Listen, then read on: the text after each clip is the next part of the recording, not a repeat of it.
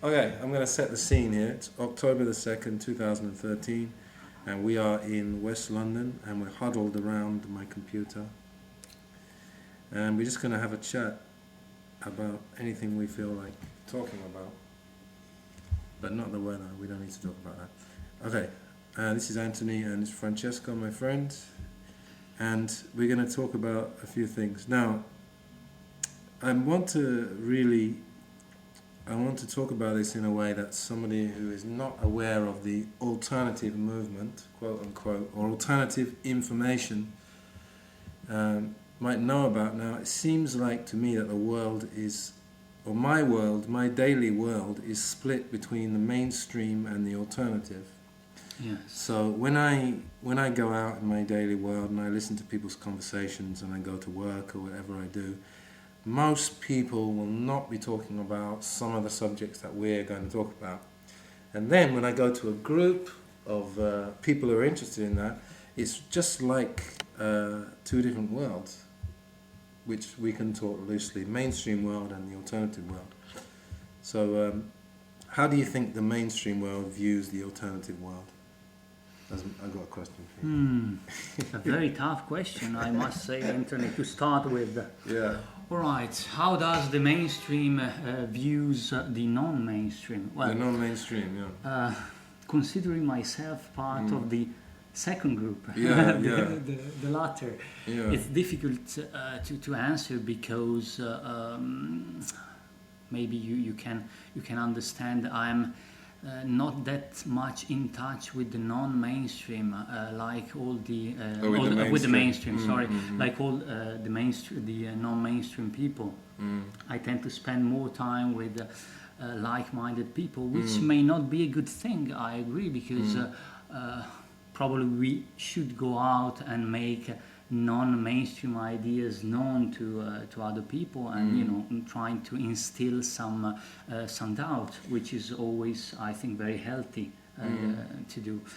But the contact I used to have with the mainstream, for sure, that was when I used to work in the corporate world in my previous life. The previous incarnation. In my previous incarnation. So probably I can try to reply to your question in terms of that experience. Well, I was not born aware.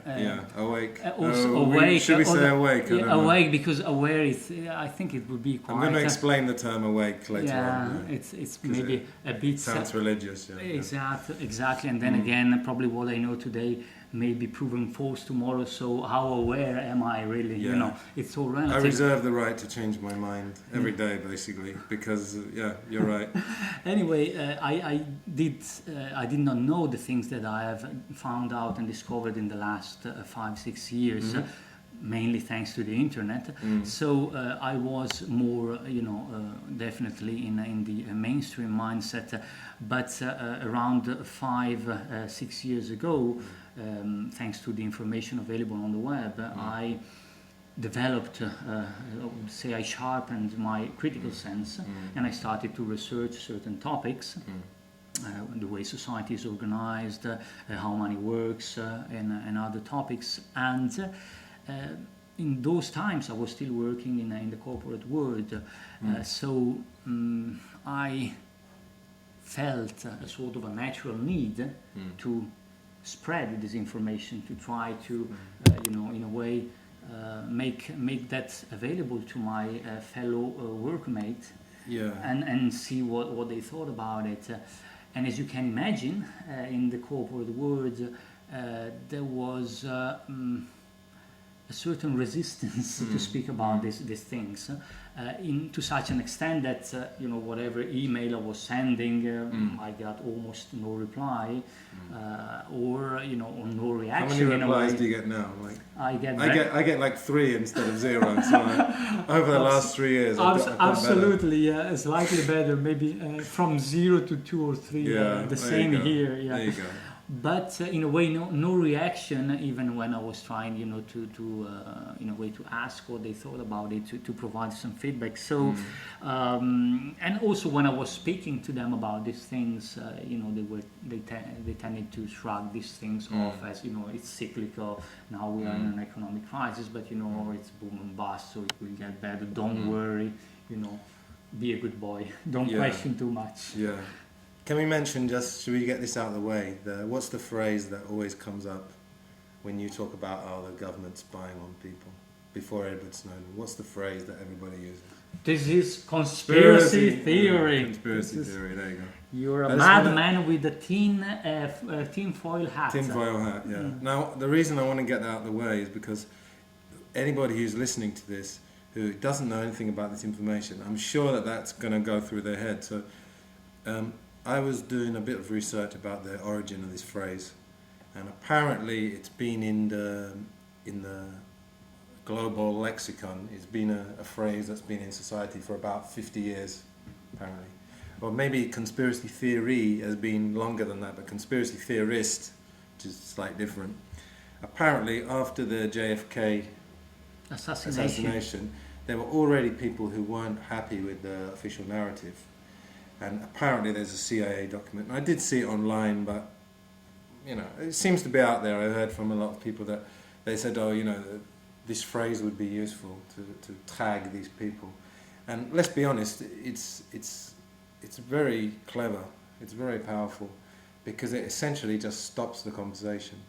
Now, there's a good podcast, if anyone's listening to this, I hope there's somebody listening, called The C Word, and it's by James Corbett. I'm sure you know about James Corbett and the Corbett Report. He's a calm guy. He's a good guy to go to because I wouldn't call him particularly extreme. He's a good guy, and he's done a podcast called The C Word, and he's quite good about this because it's a very effective tool just for completely stopping conversations. So okay. So was there any moment where you made a shift in awareness? Was there any particular moment? I remember the first. That was even in the early, years of the decade in 2003 and 4. Some material about 9/11 was starting to circulate, and I think it was maybe some. I remember a book probably by David Icke called Alice in Wonderland, 9/11 and Alice in Wonderland. Yeah. But I'm not sure about Alice the in title. Wonderland and the World Trade Center. And the World Trade Center, something like that. I didn't read the whole thing because it was a monumental work. I think hundreds of pages. I think all his works are monumental. But certainly was starting to put some doubts in my mind, and it started with 9/11. But I would say that the turning point, the document that really made me connect all the dots, because it connected all the dots in that documentary. It was a documentary called Zeitgeist the Movie, which was covering. Tell us briefly what it was. It was in the first part. It was covering. I think it was faith in general. The myth of faith. It was specifically. That's what tied it all together. It was 3 sections, and it was tied together. Faith by blind belief in a way. And it was referring to the Catholic religion, but that was just an example because it was familiar to the filmmaker Peter Joseph. The second part covered 9/11. And the third part covered the monetary system. And it was quite a powerful documentary because it connected these 3 things in a way that I'd never thought about. And I think a lot of people got really blown away by this because it was no longer looking at a single event, a single as important as 9/11 was, but it was like really giving the broad view, the big picture, and that was really what started everything. And it was back in 2007, and then a lot of material came out, and many brilliant filmmakers released a lot of documentaries and books.